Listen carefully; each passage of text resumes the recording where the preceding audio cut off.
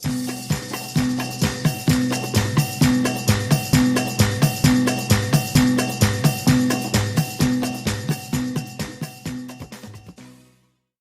sayang kepada semua dalam nama Yesus yang paling disayangi.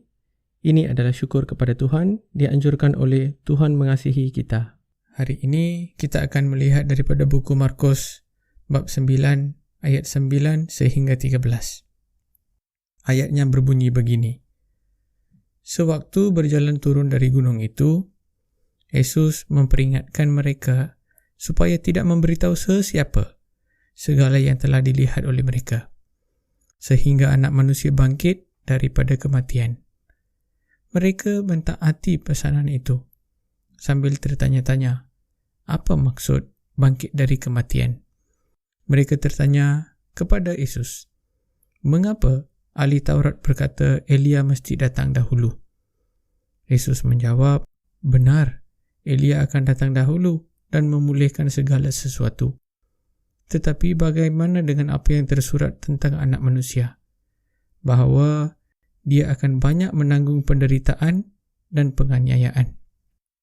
Yesus berkata kepada mereka, Elia sudah pun datang dan orang berbuat sesuka hati kepadanya, seperti yang tersurat tentang dirinya. Amin. Maksud dan mesej yang kita dapat belajar daripada petikan di atas berbunyi begini. Setelah kejadian itu, Yesus melarang mereka memberitahu sesiapa pun tentang apa yang mereka telah melihat sehingga kebangkitannya. Mereka seperti tidak memahami ungkapan Yesus tentang bangkit dari kematian. Jadi mereka bertanya soalan kepada dia tentang pemenuhan kedatangan Elia yang mereka tidak faham. Mereka menyangka Elia akan muncul semula dalam bentuk fizikal. Sebenarnya, ia merujuk kepada semangat seperti Elia di dalam ayat 11 hingga 13. Pengertian orang lain yang sama membuat Mesias menderita. Semua itu berlaku seperti yang telah dinubuatkan oleh para nabi Tuhan. Yesus Kristus adalah Allah. Dia memilih orang tertentu untuk diberikan kesempatan untuk melihat, mendengar perkara yang tidak dapat dilihat dan didengar oleh masyarakat umum.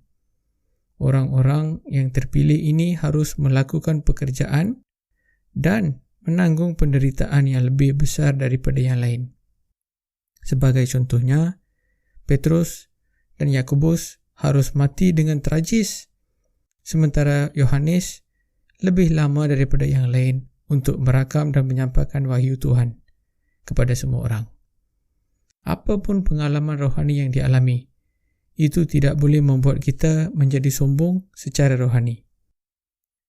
Disebabkan seorang mempunyai lebih banyak pengalaman dan lebih banyak yang diberikan oleh Tuhan kepadanya, tidak semestinya dia berasa dia lebih baik daripada yang lain ataupun dia lebih mulia dan suci daripada orang lain.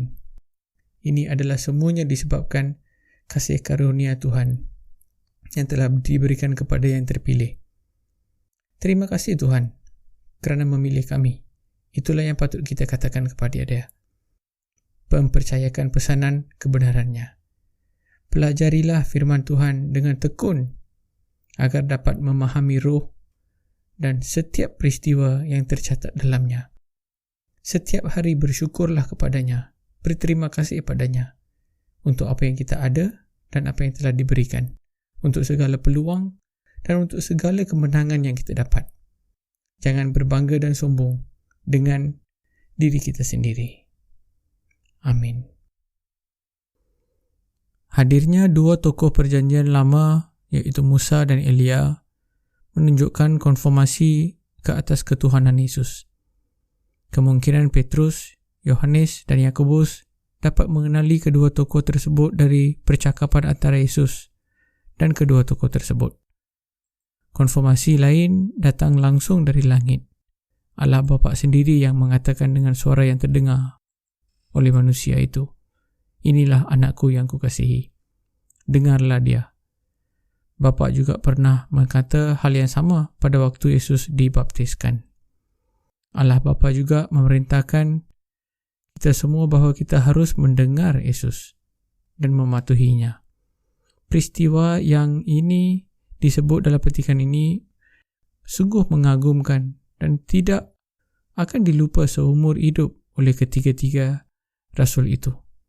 Sayangnya sekalipun mereka sudah diyakinkan oleh Allah bahawa Yesus adalah Kristus, Mesaya dan Tuhan, tetapi mereka tidak mampu nak faham yang Yesus akan menderita, dibunuh dan bangkit. Masih ada yang antara kita meragukan keilahian Kristus. Pada kita sekarang ada kesaksian Alkitab, para nabi dan para rasul untuk mengenal Yesus. Apakah kita sudah percaya kepada Yesus dengan sesungguh-sungguhnya dalam hidup kita? Dalam Alkitab tersebut, berbahagialah mereka yang tidak melihat namun percaya. Dalam Yohanes 20 ayat 29. Amin. Peminat kami yang disayangi, jika Anda menyukai program hari ini, jangan malu untuk menghubungi kami di nombor WhatsApp +1 ataupun +1 949 617 6456 dan juga melayangkan Facebook kami dengan menekankan butang follow ataupun suka. Terima kasih.